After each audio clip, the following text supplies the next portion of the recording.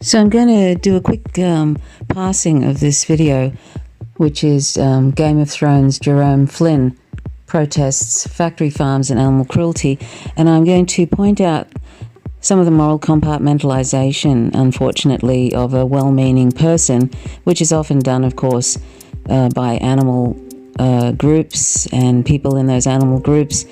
And we're really going to have to be a lot clearer what people are actually trying to say, what they understand, and what they are trying to achieve, because we're just putting out confusion for the public. So anyway, I'm just going to play this, and then I'm going to stop it every so often, stop Jerome Flynn's every so often, and talk about some of the things he says.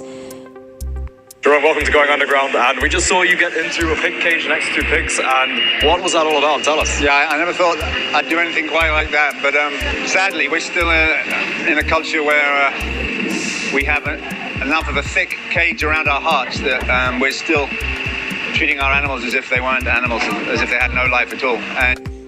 Okay, so that's a good point, but this is actually, he's talking about, at the present time, factory farming, which is something actually, industrialized farming exists even in the labels of free range and rich cages and so forth, where animals might be given a little bit more room, but basically they endure the same kinds of restrictions in many ways, the same sort of torturous practices, and it's really, in the end, it's really not about the pretty ways, how we can pretty up animal exploitation.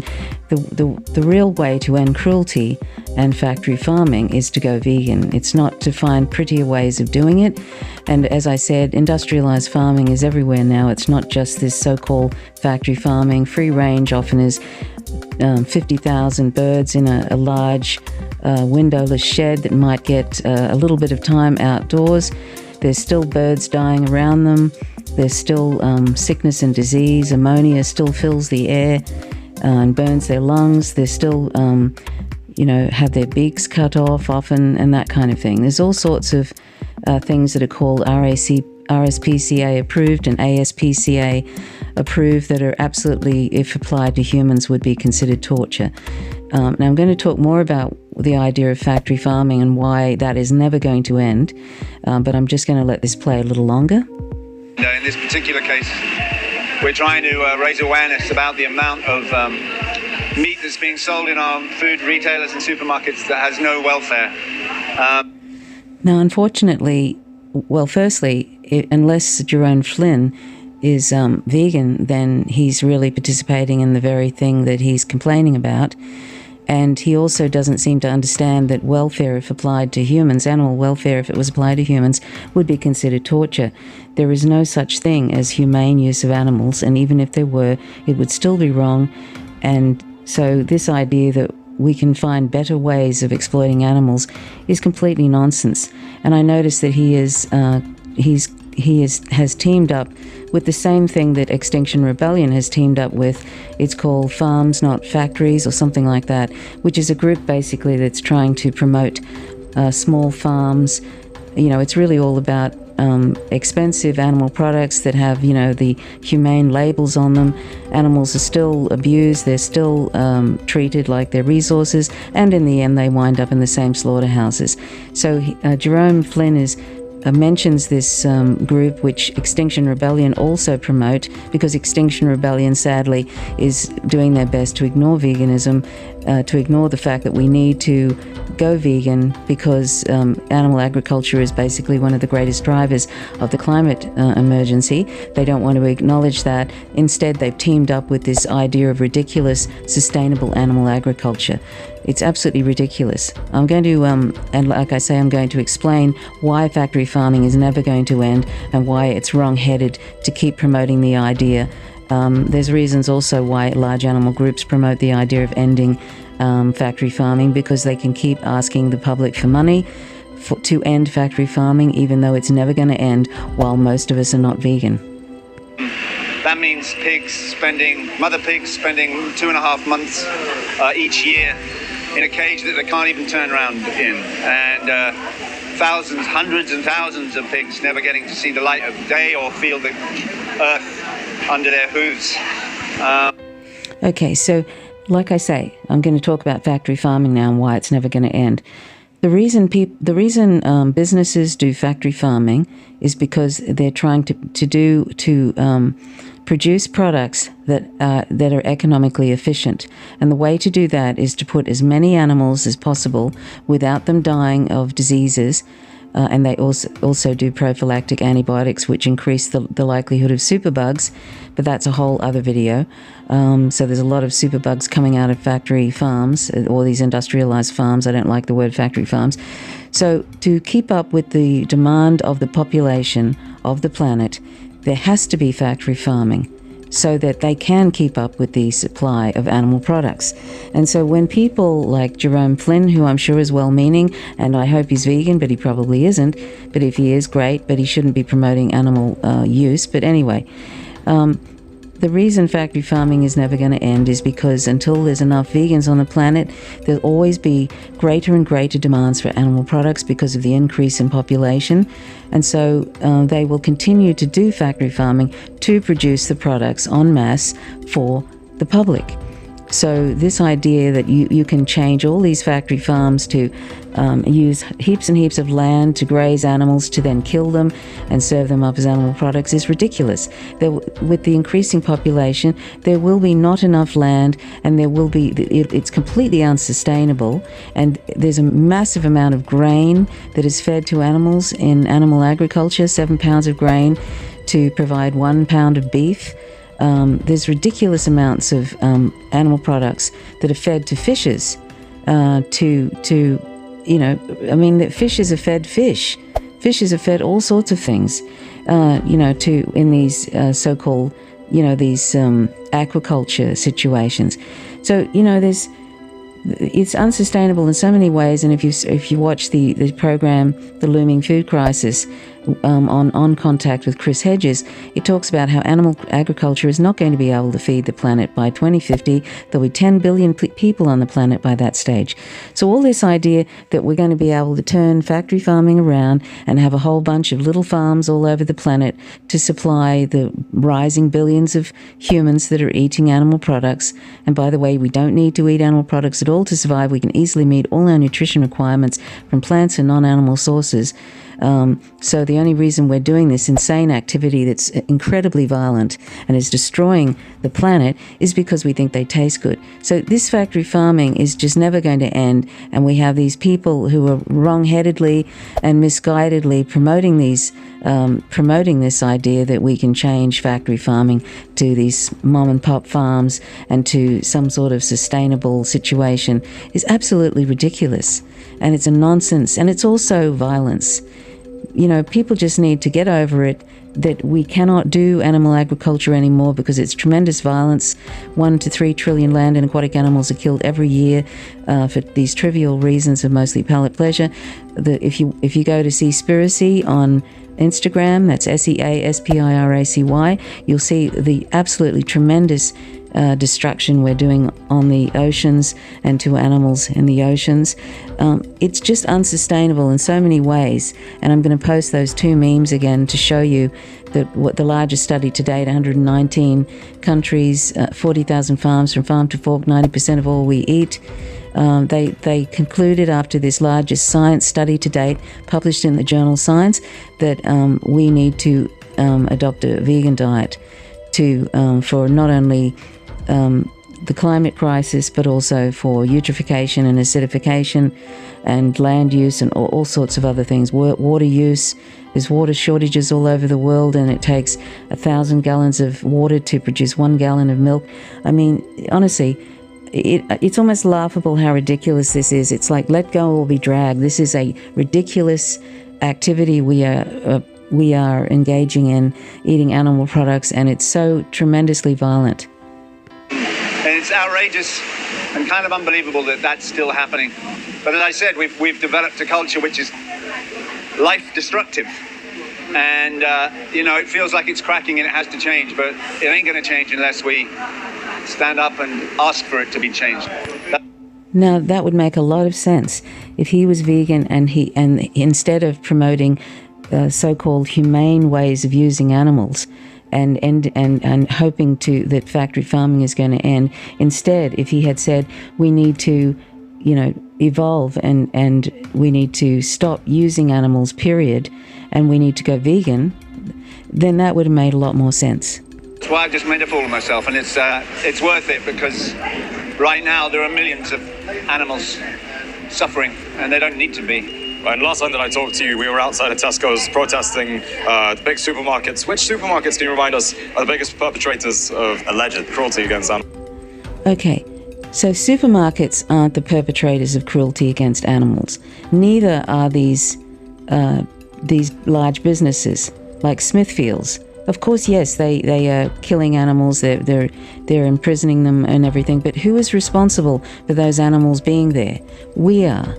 You and I, any of us who are not vegan. I've been vegan for 15 years. It's one of the best decisions I've made in my life.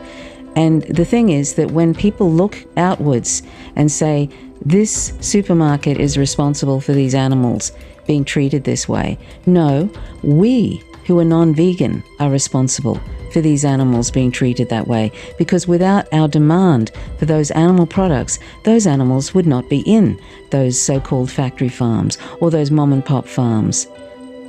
So this is a wrong-headed way of looking at things. It's not the supermarket's fault. It's not even Smithfield's fault.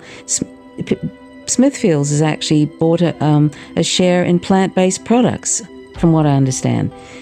All they're interested in is making money. If everybody suddenly became vegan, they would be probably producing plant-based products full on, 100%.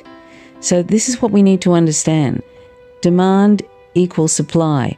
Until we end demand for animal products, animal agriculture and all these awful things that go with it, and the killing and the destruction of the land and all of that, all of it's going to continue until we stop using and making demand for animal products.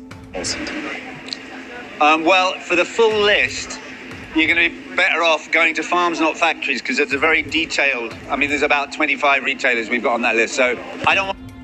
See, now this is just a way of pimping animal agriculture, but in a small way. They're taking this group of farms, not factories, is actually just a whole bunch of smaller animal farming businesses who are using this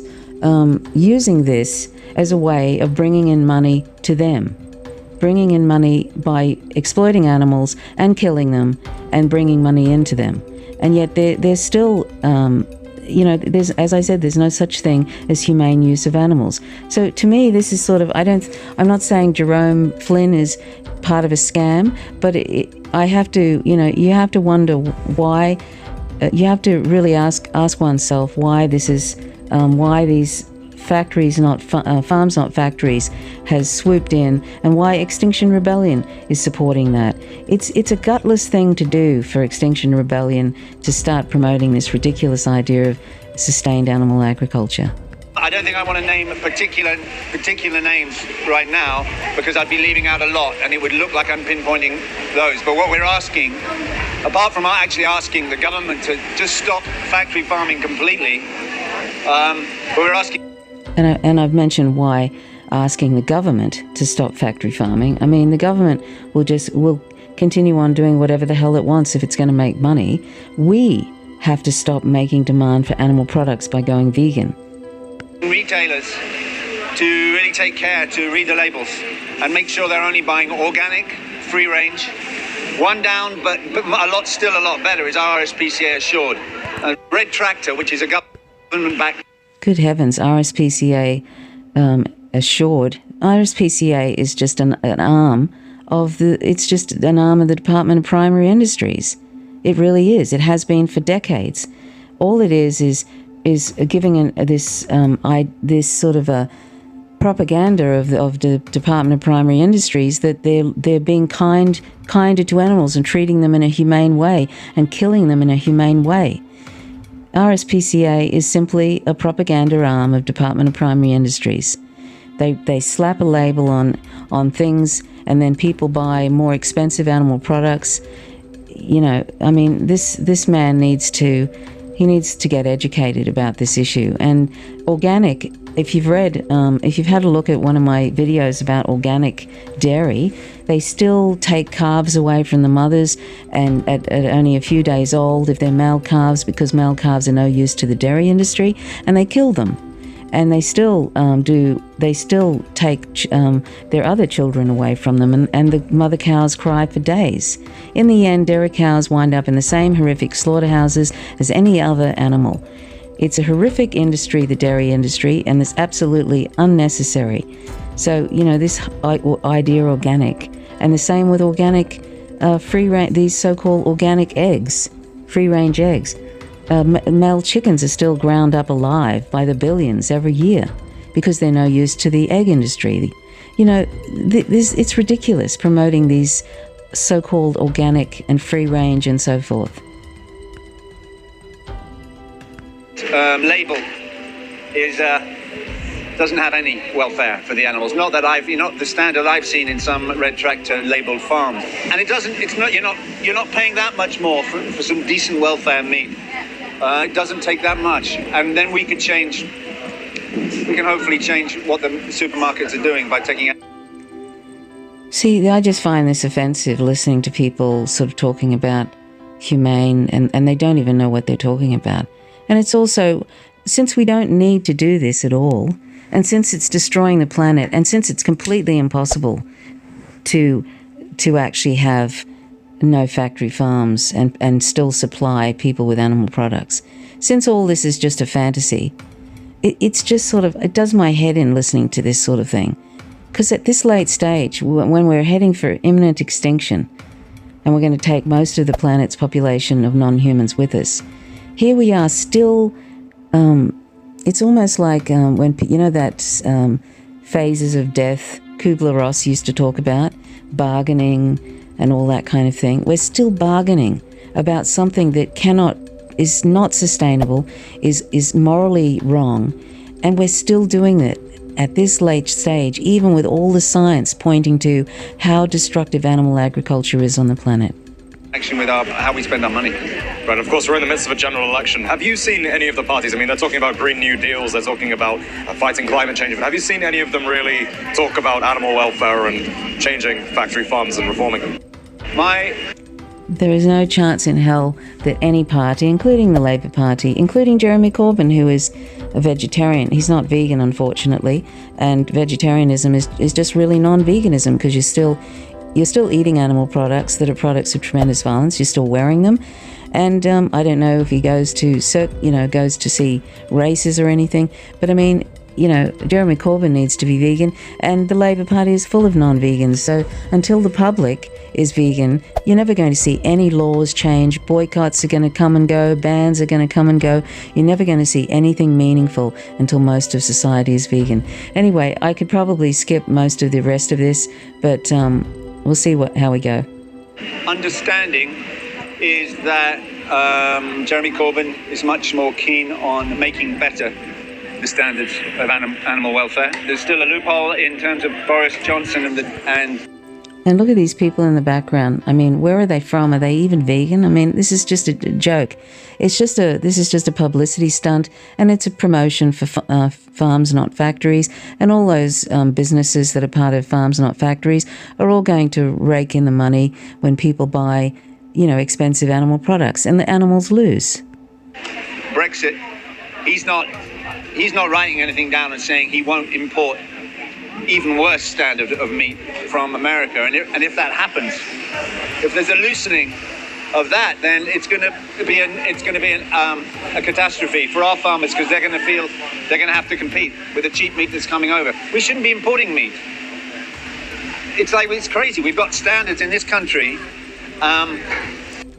He doesn't know what he's talking about. We've got standards in this country? What on earth does that mean?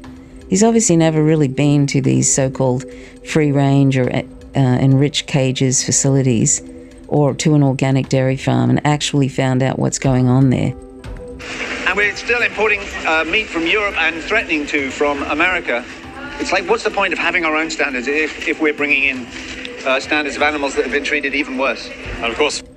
Okay, well, I'm going to leave it here, but all I can say to you is sadly, as well-meaning as Jerome Flynn may be, and I'm guessing he's probably not vegan.